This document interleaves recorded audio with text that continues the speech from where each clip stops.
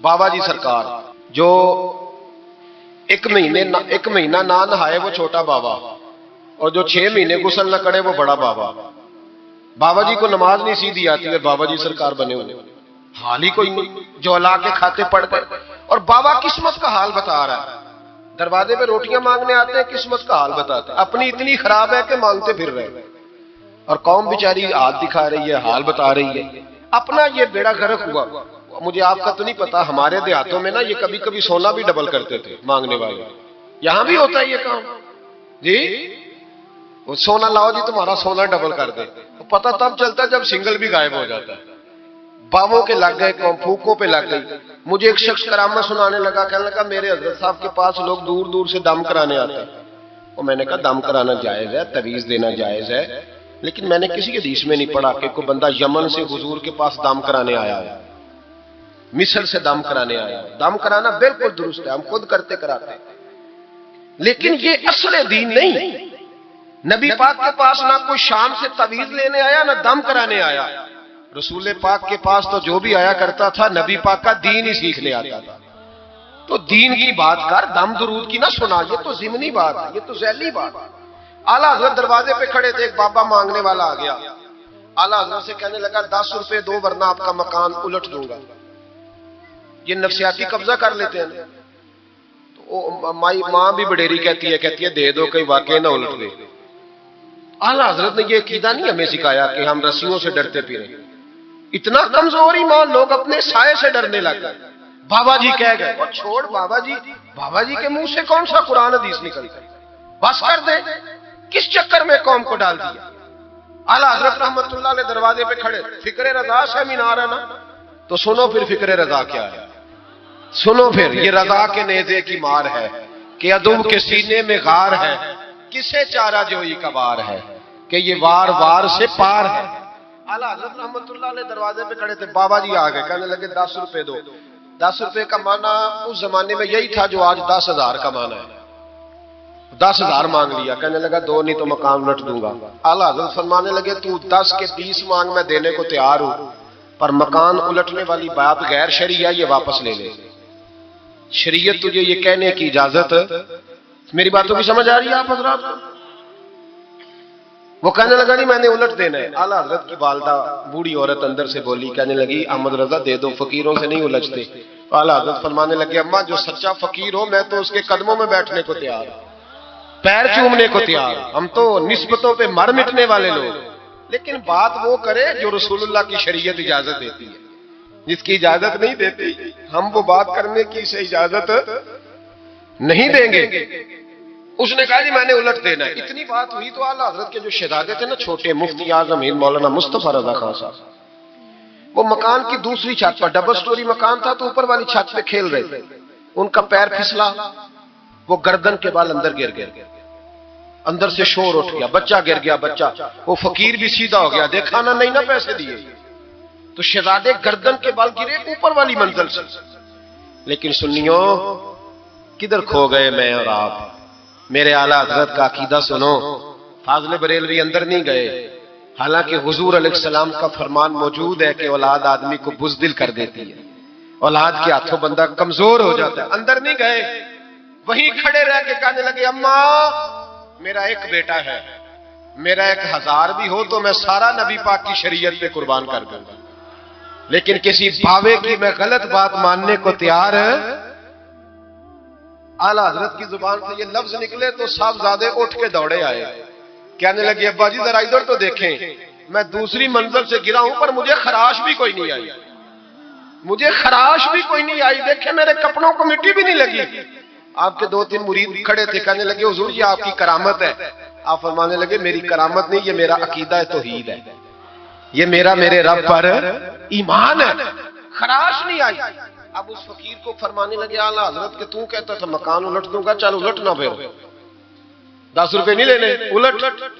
चुप कर गया। तो आला हजरत, लोग कहते हैं मौलवी साहब के पास क्या है? जिसके सीने में रसूलुल्लाह का दीन है उसके पास कुछ नहीं, तो फिर किसी के पास भी कुछ नहीं। हाँ जिम्मेदारी से कह रहा हूं, किसी के पास कुछ नहीं। अगर जिसके सीने में कुरान और सुन्नत का नूर है, अगर उसके पास ही कुछ नहीं। सुनो, आला हजरत ने अपना जूता उलट दिया, فرمانے لگے اگر طاقت ہے تو میرا جوتا سیدھا کر کے دکھا. تو مکان الٹنے کی بات کرتا ہے نا. پنجابی کا ایک شعر ہے, آپ کی سمجھ میں آ گیا تو ٹھیک ہے, نہ آیا پھر بھی ٹھیک ہے. وہ ایک پنجابی کے درویش کہا کرتے تھے, ایک سٹھ تے پکھڑا کوار گندل, اسی اور بھی بوٹیاں جاننے ہیں. پتہ ہے ہمیں سارے گروہ کا ہے, چلو کرامت نہ دکھائیں تو بات الگ ہے, پر خبر ہمیں ہے. فرمایا چلو سیدھا کرو. اس نے پورا زور لگایا پر جوتا سیدھا, پسینے آ گئے. تو کہنے لگا جی میں معافی مانگتا ہوں, آج کے بعد ایسی بات نہیں کروں گا. اعلیٰ حضرت ولی تھے تو ولی سخی ہوتا ہے, جیب سے ہاتھ نکالے. فرمایا تو 10 مانگتا تھا, اللہ 20 لے کے جا, لیکن غیر شرعی بات خدا را بس کرو. جو ہمیں ہمارے بزرگوں نے نظریات دیے ان پر قائم رہو. عقیدہ رسالت. اعلیٰ حضرت کے زمانہ مبارکہ میں ایک مولانا نے کہہ دیا کہ حضور کے بعد بھی کوئی نبی آئے تو ختم نبوت میں فرق نہیں پڑتا. توجہ ہے میری بات پر؟ ادھر دیکھو میری طرف. اعلیٰ حضرت نے پتہ کیا جواب دیا؟ اعلیٰ حضرت فرمانے لگے تو کہتا ہے آ جائے تو فرق نہیں پڑتا, ہم کہتے ہیں آئے کیوں حضور کے بعد؟ ہمیں ضرورت ہی کوئی نہیں, ہمیں کوئی حضور نے کمی چھوڑی, ہمیں حاجت ہی نہیں, آئے کیوں؟ اعلیٰ حضرت نے فتویٰ کفر دیا. ایک مولانا اٹھے تو کہنے لگے جیسا علم نبی پاک کو ہے ویسا جانوروں پاگلوں سب کو ہے. پھر وہ کہنے لگے میری بات کا یہ مطلب تھا وہ مطلب تھا, سچے دل سے بڑے ٹھنڈے دماغ سے. دیکھیں میں کوئی اونچا نہیں بول رہا, کوئی جوش میں نہیں. دیکھو ایک بندہ کہتا ہے جیسا علم نبی پاک کو مثال دیتا ہے کہ ایسا عطائی علم تو جانوروں پاگلوں سب کو حاصل ہے. وہ کہتا ہے میرا یہ مطلب ہے میرا وہ. ہمارا سوال یہ ہے کہ تجھے یہ بات کہنے کی ضرورت کیا ہے؟ بولے ہے کوئی ضرورت نہیں, تسی بول دے نہیں یار, ہاں تو کر دے, ہے کوئی ضرورت بھئی. مطلب جو بات میں بیان کرنا ہے کہ یہ مطلب تھا تو وہ مطلب تھا, تو یہ بات کہنی چاہیے, کیوں کہی؟ اعلیٰ حضرت رحمت اللہ علیہ فرمانے لگے تو پاگل ہو گیا, قرآن نہیں پڑھتا. وَعَلَّمَكَ مَا لَمْ تَكُنْ تَعْلَمْ. اللہ فرماتے ہیں محبوب جو آپ نہیں جانتے تھے میں نے سارا ہی آپ کو سکھا دیا ہے. فرمایا جس کا استاد رب ہو اسے کوئی کمی رہتی ہے؟ فرمانے لگے تو یہ مثالیں دیتا ہے, ہمارا عقیدہ یہ ہے کہ اللہ نے غیب کے خزانوں کی کنجیاں ہی اپنے نبی کو عطا فرما دی. ایک مولانا اور اٹھے کہنے لگے نماز میں نبی پاک کا خیال آئے تو نماز ٹوٹ جاتی ہے. لوگ کہتے ہیں لڑو نہ, ہم نہیں لڑ رہے بھائی, ہم تو امت کو اکٹھا کرنا چاہتے ہیں. لیکن ادھر دیکھو نا, آپ کے سامنے کوئی بندہ کھڑا ہو کے کہہ دے کہ نبی پاک کا خیال آئے تو نماز ٹوٹ جاتی ہے, تو آپ اس کے گلے میں پھولوں کا ہار ڈالیں گے؟ کیوں؟ مربت کرو نا, مربت کا درس دے رہے ہو, مربت کرو. چلے آپ کو ایک مثال دیتا ہوں بڑی سادی. اس نے کہا جی حضور کا خیال آئے تو نماز ٹوٹ جاتی ہے.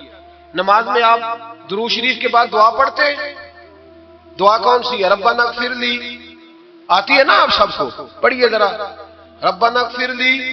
اس کا ترجمہ کیا ہے؟ یا اللہ مجھے بھی بخش دے اور میرے ماں باپ کو بھی. تو جب یہ دعا مانگی تو ابا جی کا خیال نماز میں آیا کہ نہیں آیا؟ اماں جی کا.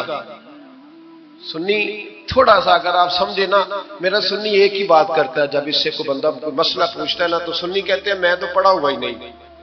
او خدا کے بندے آج پڑھ کے جانا ساری محفل, اور آئندہ جمعہ بھی اپنے خطیب کے پاس پڑھنا ذرا دھیان سے, پھر اگلا بھی پڑھنا, پھر تو انشاءاللہ کہے گا نہیں میں پڑھا ہوا نہیں. بھائی نماز میں آیت پڑھتے ربنا اغفر لی تو ابا جی کا خیال آتا ہے کہ نہیں؟ تو نماز ٹوٹ گئی کہ رہ گئی؟ اماں جی کا خیال آتا ہے کہ نہیں؟ اعلیٰ حضرت فرمانے لگے اگر تیرا باپ جو بے نمازی ہو, ان پڑھ ہو, اس کا خیال آنے سے نماز نہیں ٹوٹتی, تو پھر سن ہمارا عقیدہ کیا ہے. تو کہتا ہے نبی پاک کا خیال آ جائے تو نماز ٹوٹ جاتی ہے. اعلیٰ حضرت فرمانے لگے ہمارا عقیدہ یہ ہے کہ جب تک رسول پاک کا خیال آئے نا ہماری نماز ہوتی ہی نہیں, ہوتی نہیں جب تک. کچھ لوگوں نے کہہ دیا نبی پاک ہماری طرح بشر ہے. او بھائی دیکھو نا, آج خبر ملی ہے کہ ہالینڈ نے پھر سے خاکے شائع کر دیے. ادھر دیکھو میری طرف, یہ ناموس رسالت کا مسئلہ 100 سال پہلے اعلیٰ حضرت نے سمجھایا تھا اور فرمایا تھا دشمن احمد پہ شدت کیجیے, ملحدوں سے کیا مربت کیجیے, شرک ٹھہرے جس میں تعظیم حبیب اس برے مذہب پہ لعنت کیجیے. وہ جو ناموس رسالت کی بات تب کی تھی, فرمایا نادانو آج تو تم کہہ رہے ہو کہ حضور ہماری طرح کے بشر ہیں, تو جب تم بشر بناؤ گے تو پھر لوگ کہیں گے کہ سیاستدان کا خاکہ بن رہا ہے تو ان کا کیوں نہ بنے معاذ اللہ. اس وقت اعلیٰ حضرت نے کہا تھا نا نا یہ بات نہیں ہے. آپ فرمانے لگے بات یہ ہے کہ اللہ کی سرتابہ قدم شان ہے یہ، انسان نہیں انسان، وہ انسان ہے یہ. قرآن تو ایمان بتاتا ہے انہیں اور ایمان یہ کہتا ہے میری جان ہے یہ.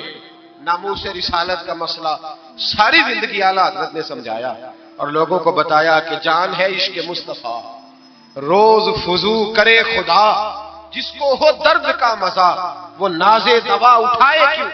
اعلیٰ حضرت موجود تھے مدینہ شریف میں. اس زمانے میں نا نبی پاک کے گنبد کے سامنے کھجوروں کے 2 درخت ہوتے تھے، کھجوروں کے 2 درخت. شعراء سارے بیٹھے تھے تو شاعر جو ہوتا ہے نا وہ تشبیہ دیتا ہے بعض اوقات. تو شاعر نے شعر کہا، کہنے لگا یوں ہے درخت حضرت والا کے سامنے. توجہ ہے میری بات پر؟ حضور کے گنبد کے سامنے کھجوروں کے 2 درخت ہیں. شاعر نے شعر لکھا، یوں ہے درخت حضرت والا کے سامنے، مجنو کھڑا ہو خیمہ لیلا کے سامنے. اعلیٰ حضرت فرمانے لگے یہ شعر میرے نبی پاک کی شان کے لائق. فرمانے لگے تم نے حضور کے خیمے کو، نبی پاک کے گنبد کو لیلا کا خیمہ بنا دیا، یہ کیا بات ہے؟ تو لوگ مانتے بھی نہیں نہ وہ بھی نہ مانے. کہنے لگے جی اعتراض کرنا آسان ہے، شعر کہنا مشکل ہے، آپ بتائیں شعر کیسے کہنا چاہیے. فرمایا لفظ وہ کہو جو حضور کی شان کے لائق ہے، جو شان کے لائق نہیں وہ لفظ نہ کہو. شعر کیا کہا؟ کہنے لگے یوں ہے درخت حضرت والا کے سامنے، مجنو کھڑا ہو خیمہ لیلا کے سامنے. اعلیٰ حضرت فرمانے لگے غلط ہے تشبیہ. کہا جی آپ بتا دیں. تو اعلیٰ حضرت فرمانے لگے سنو پھر، یوں ہے درخت حضرت والا کے سامنے، قدسی کھڑے ہیں عرش معلا کے سامنے. گویا قدسی کھڑے ہیں عرش. یہ فاضل بریلوی رحمت اللہ علیہ کا انداز ہے. ناموس رسالت کے بارے میں کبھی کسی کو گنجائش، ہمارے اینکر ٹی وی پہ بیٹھ کے ابھی بھی باتیں ہوں گی سویرے بڑی، مولوی جذباتی ہے جی، یہ کہتا ہے کہ گستاخان رسول سے رشتہ توڑو، اور سارے اینکر ہمارے بچوں کو خراب کرتے ہیں. کہتے ہیں جی حضور نے تو اپنے بے ادب کو معاف کیا. بالکل معاف کیا ہے، بالکل معاف کیا. نبی پاک نے اپنے بے ادب کو معاف کیا ہے، پر حضرت ابو بکر صدیق نے حضور کے بے ادب کو کوئی نہیں معاف کیا. حضرت عمر نے حضور کے بے ادب کو معاف، حضرت عثمان غنی نے معاف، مولا علی نے معاف. ان لوگوں نے حضور کے بے ادب کو معاف. دیکھیں نا جو میری بے ادبی کرے گا اسے میں معاف کروں گا. بے ادبی میری کرے اور معافی میرے چھوٹے بھائی سے مانگ لے، اس کو حق ہے معاف کرنے کا؟ میں نے معاف کرنا ہے، چونکہ بے ادبی یہ موٹی بات ہے، اس کو سمجھ لے. اس اجتماع میں میں حکومت پاکستان کو مشورہ دیتا ہوں، بڑا بڑا ٹھنڈا مشورہ دیتا ہوں کہ اگر بچنا چاہتے ہو نا تو ان سے تعلق توڑ لو اور انہیں سخت جواب دو، بچ جاؤ گے. ورنہ جو ان سے رشتہ نہیں توڑے گا وہ خود بھی نہیں بچے گا، وہ راہ میں بہ جائے گا، وہ اللہ کی پکڑ میں آ جائے گا، اس کے لیے مشکل ہو جائے. خدا را سخت جواب دو. تمہیں اللہ نے منصب دیا، موقع دیا ہے، سخت جواب دو، سٹینڈ لو. لوگ کہتے ہیں علماء کی تقریروں سے کیا ہوتا ہے؟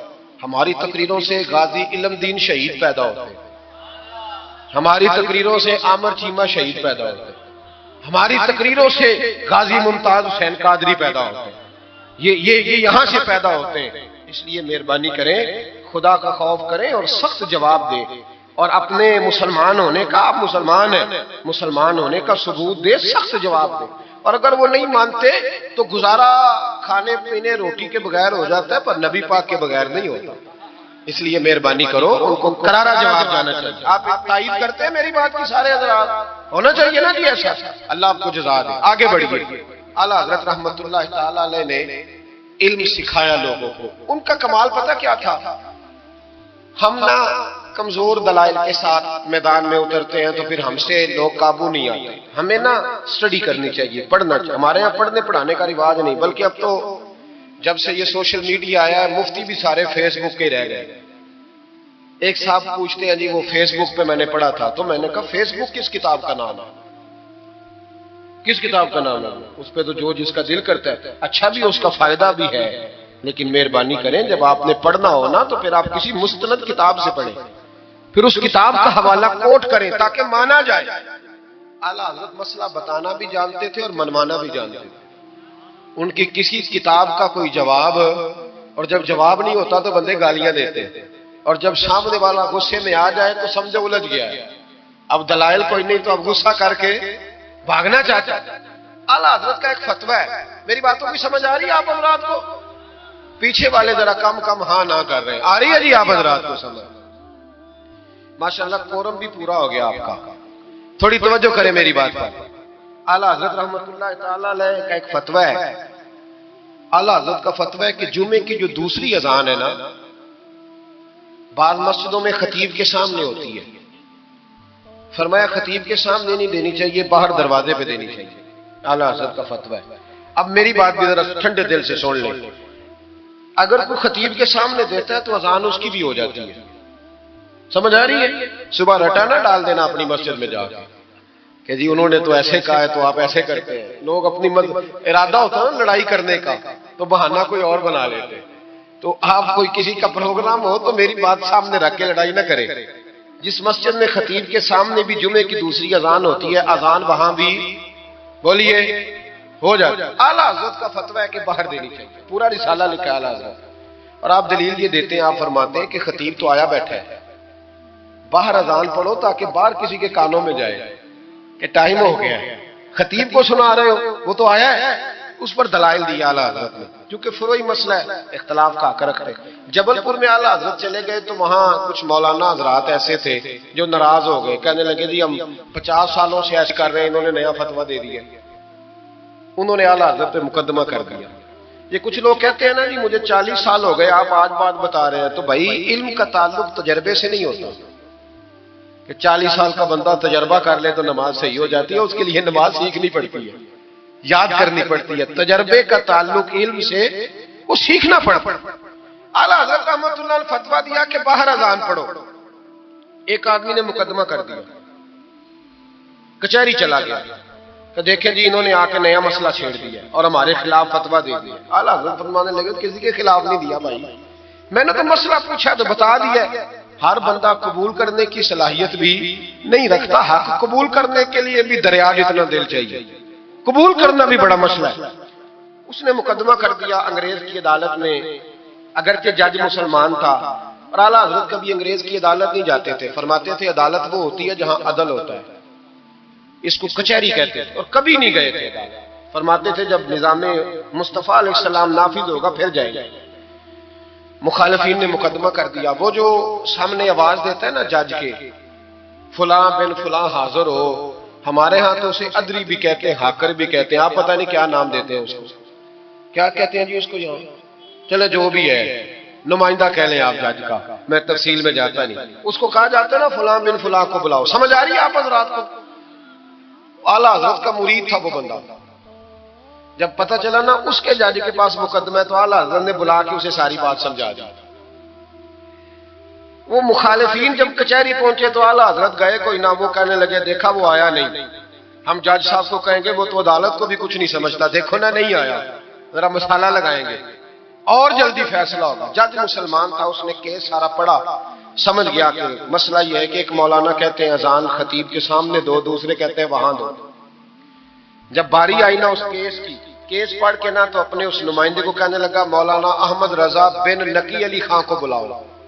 اس کو اعلیٰ حضرت نے سمجھایا ہوا تھا، اس نے پتہ کیا کیا، جج کے کرسی کے سامنے کھڑے ہو کے تو کانوں میں انگلیاں دے لی، کہنے لگا مولانا احمد رضا بن نقی علی خان حاضر ہو، تو جج کہنے لگا وہ باہر جا کے کہنے لگا جی یہی بات تو میرے اعلیٰ حضرت فرماتے ہیں، یہی تو وہ کہتے ہیں کہ ان باہر جا کے خطیب تو آیا بیٹھا ہے، یہی تو وہ کہتے ہیں، یہی تو مسئلہ ہے۔ وہ جج اسی وقت کہنے لگا ان کو آنے کی کوئی ضرورت نہیں، وہ جو بھی کہتے ہیں صحیح کہتے ہیں، مسئلہ ان کے حق میں، ملک سخن کی شاہی تم کو رضا مسلم جس سمت آ گئے ہو سکے بٹھا دیے۔ یہ کمال تھا امام احمد رضا فاضل بریلوی، بات کہنی بھی آتی تھی اور بات منوانی بھی، منوا لی اپنی بات۔ وہ علماء بھی بڑے قابل تھے، انہوں نے رجوع کر لیا، کہنے لگے جی آپ کی بات عقلن بھی ٹھیک ہے نقلن بھی ٹھیک ہے، لہذا ہم ماننے کو پیلی بھیت میں اعلیٰ حضرت چلے گئے۔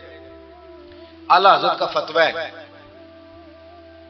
کہ مریدنیوں کا پیر صاحب سے پردہ واجب ہے، جی یاد رہے گا آپ کو، اور اعلیٰ حضرت کا یہ فتویٰ ہے کہ کسی بزرگ کی قبر پہ جانا ہے تو 4 ہاتھ دور کھڑے رہنا ہے، قریب نہیں جانا۔ طواف کرنا حرام ہے قبر کا۔ بوسہ لینے میں بھی اختلاف ہے۔ اعلیٰ حضرت فرماتے ہیں میرا مسلک یہ ہے کہ بوسے سے بھی بچو، میرا نظریہ یہ ہے کہ بوسہ 4 ہاتھ دور کھڑے رہو، 4 ہاتھ یہاں تک ہوتے ہیں، چلیں آپ بالشت کر لیں، 4 بالشت دور کھڑے رہ کے فاتحہ پڑھو۔ کس نے ملنگوں کو اجازت دی ہے قبروں پہ ماتھا ٹیکنے کی جب اعلیٰ حضرت منع کر رہے ہیں؟ سارا کچھ ان کے کھاتے میں ڈال دیتے ہو جنہوں نے ساری زندگی لوگوں کو منع کرنے میں گزار دی۔ میں کبھی کبھی کہا کرتا ہوں میرے اعلیٰ حضرت بڑے مظلوم ہیں، بڑا ظلم ہوا، ہر عیب ان کے کھاتے میں ڈال دیا گیا، حالانکہ وہ پہرے داری کرتے رہے نبی پاک کی شریعت۔ فرمایا دور کھڑے رہ کے فاتحہ پڑھو۔ اور اعلیٰ حضرت سے کسی نے کہا تھا میں بزرگ کے مزار پہ کئی دفعہ آیا ہوں، فیض نہیں ملتا۔ آپ فرمانے لگے تم مزاروں پہ غیر شرعی حرکتیں کرتے ہو، تو بابے تو تم سے ناراض ہو گئے اللہ کے بندے، وہ تمہارے اوپر فیض کی نچھاور کیسے کرے؟ تم تو ان کو تنگ کرتے ہو، غیر شرعی حرکتیں کرتے مزارات۔ لیکن بس موج ہے لوگوں کی، لگے ہوئے، مہربانی فرمائیں، توجہ کریں۔ اعلیٰ حضرت رحمت اللہ علیہ کو ایک شاہ جی تھے پیلی بھیت کے رہنے والے، انہوں نے جلسے پہ مدعو کی، آپ تشریف لے گئے۔ حالانکہ کم جاتے تھے، لکھنے لکھانے کے آدمی تھے، پڑھنے پڑھانے کم جاتے تھے، انہوں نے بلایا تو تشریف لے گئے۔ ہمارے ہاں تو اب ٹیلی فون ہے نا جی، تو منٹ پہ لوگ پوچھتے ہیں کہاں پہنچ گئے ہو، کہاں پہنچ گئے ہو، اب کہاں آ گئے۔ اس زمانے میں خط ہوتا تھا، خط ڈال دیا جاتا تھا اس تاریخ کو جلسہ ہے، جوابی خط آتا تھا پہنچ جائیں گے۔ اعلیٰ حضرت نے خط لکھا شاہ جی کو میں آ جاؤں گا۔ جس دن اعلیٰ حضرت پہنچے ان کو پتا نہیں تھا کہ ان کے آنے کا ٹائم ہو گیا۔ اعلیٰ حضرت پہنچے تو شاہ صاحب، شاہ جی ان کا لقب تھا بزرگوں کا، وہ شاہ جی نا مریدنیوں کے بیچ بیٹھے تعویذ لکھ رہے تھے۔ آپ کو پتا ہے مریدنیاں ہی زیادہ نذرانہ دیتی ہیں تعویذ کا، مرید تو پورا دیتے ہیں، اس لیے ان کا پیر زیادہ امیر ہوتا ہے۔ تو وہ تعویذ لکھ رہے تھے، مریدنیاں بیٹھی تھی دائیں بائیں۔ اعلیٰ حضرت جیسے ہی پہنچے نظر پڑی، اب تو بڑی مصیبت ہے، کوئی روکنے والا نہیں، اب تو جعلی پیر کی صدارت میں لوگ جلسہ کر لیتے، اسے تصدیق ہو جاتی ہے، اتنے بڑے مفتی بیٹھے تھے میرے جلسے میں، ہم نے اللہ رسول کا دیا کھانا ہے، تو خدا کا خوف کرنا چاہیے، رسول اللہ کے دین سے وفا کرنی چاہیے، غلط آدمی کی کبھی سپورٹ نہ کرے، ورنہ نبی پاک کو کیا منہ دکھائیں۔ میرے اعلیٰ حضرت رحمت اللہ تعالیٰ نے جب پہنچے، شاہ جی کو دیکھا مریدنیوں میں بیٹھ رہے تو واپس آ گئے۔ لوگوں نے کہا وہ تو اعلیٰ حضرت تو جا رہے۔ اعلیٰ حضرت رحمت اللہ علیہ جا رہے تھے، شاہ جی کو پتا چلا، وہ دوڑے آئے، آ کے کہا حضور لوگ دیکھ رہے ہیں، کہاں جا رہے تھے؟ میں واپس جا رہا ہوں۔ کہنے لگے کچھ تو خیال کریں، لوگ کیا سوچیں گے؟ اعلیٰ حضرت کے ہاتھ میں چھڑی تھی، زور سے زمین پہ ماری، فرمایا جو نبی پاک کی شریعت کا خیال نہیں کرتا میں اس کا خیال کروں، جو شریعت کا خیال نہیں کرتا اس کا خیال کروں۔ شریعت کا بات سمجھ لیں گے جملہ، جو شریعت کا خیال نہ کرے کبھی اس کا خیال، اور جو شریعت کا خیال کرے اس کے پیروں میں بیٹھے رہو، اس کی نوکری کرو، اس کی ڈیوٹی کرو، اس کی غلامی کرو، لازمی کرو۔ شاہ جی نے ایک دلیل دی، کہنے لگے حضور یہ جو مریدنیاں ہوتی ہیں یہ بیٹیوں کی طرح ہوتی ہیں، تو اعلیٰ حضرت فرمانے لگے طرح ہی ہوتی ہیں، بیٹیاں تو نہیں نہ ہوتی۔ اور پھر دلیل دیکھو، اعلیٰ حضرت کی دلیل کتنی اعلیٰ ہے۔ اعلیٰ حضرت فرمانے لگے شاہ جی قرآن نے نبی پاک کی ازواج کو مومنوں کی مائیں کہا ہے، وَأَزْوَاجُهُ أُمَّهَاتُهُ، نبی کی بیویاں تمہاری مائیں ہیں، لیکن فرمایا وہی اماں حضرت ام سلمہ بیٹھی تھی تو نابینا صحابی آئے تھے، جس کو قرآن نے ماں کہا اس کے سامنے بیٹا آیا تھا، رسول کریم صلی اللہ علیہ وسلم نے جناب ام سلمہ سے کہا پردہ کرو، عرض کی حضور وہ تو نابینا ہے، فرمایا تمہیں تو نظر آ رہا ہے نا، فرمایا جس کو قرآن ماں کہے جب اس سے پردہ ضروری ہے تو یہ تو بیٹیوں کی طرح ہے۔ شاہ جی بھی بڑے ظرف والے آدمی تھے، کہنے لگے حضور ہاتھ قریب کرے، مجھے سمجھ آ گئی، آپ کے ہاتھ میں توبہ کرتا ہوں، آج کے بعد یہ کام نہیں کروں گا۔ بڑے آدمی تھے نا، مان گئے، بڑا آدمی مانتا ہے، جو بزدل ہوتے ہو تو اپنی غلطی پہ ڈٹ جاتا ہے، جب مان گئے تو پھر اعلیٰ حضرت بھی تو اعلیٰ تھے نا، جب کہا نا مانتا ہوں تو پھر امام احمد رضا بھی جھکے، اور لوگوں کو پتا تب چلا جب اعلیٰ حضرت نے شاہ جی کے پیر چومنے شروع کر دیے، پہلے ناراض ہو کے جا رہے تھے، میں تیرا خیال، اب شریعت پہ عمل کیا تو قدم چومے۔ اعلیٰ حضرت غلام تھے سید، اتنا علم پڑھنے کے باوجود ایک پیر کے مرید ہوئے، سمجھ آ رہی ہے میری بات؟ مرشد کے مرید ہوئے اتنا علم پڑھنے کے بعد نوکری کی. ہم تو ضرورت ہی نہیں, جو بندہ 2-4 جماعتیں پڑھ جاتا ہے وہ تو کہتا ہے مجھے پیر اچھا ملتا ہی کوئی نہیں جی. تو میں کہتا ہوں جب بندہ پڑھ لکھ جائے اور پیسے جیب میں آ جائے تو پھر اچھا پیر کیسے مل جائے؟ اس میں شک نہیں, پیر بھی غلط ہے, لیکن اچھے لوگ بھی دنیا میں موجود ہیں. یہ ہو نہیں سکتا کہ اچھے لوگ ہوں, لیکن ہم کسی نیک آدمی کی غلامی کرنا پسند نہیں کرتے. ہم رش دیکھتے ہیں کدھر زیادہ ہے, رش کے پیچھے اعلیٰ حضرت مرید ہوئے اور پیر خانے کی نوکری کی. جب ڈیوٹیاں لگتی تھیں آستانے پہ تو میری طرح کا تو کہ مولوی کہیں مرید بھی ہو نا تو پیر خانے پہ جا کے اسٹیج پہ بیٹھنا پسند کرتا ہے. لیکن اعلیٰ حضرت فرمایا کرتے تھے میری باتھ روم پہ ڈیوٹی لگاؤ, میں وہ والی نوکری کروں گا, اس سے میرا نفس کچلا جاتا ہے. وہ اتنے بڑے عالم ہو, فرمایا کرتے تھے میری وہ ڈیوٹی لگاؤ جو سب سے چھوٹی ہے,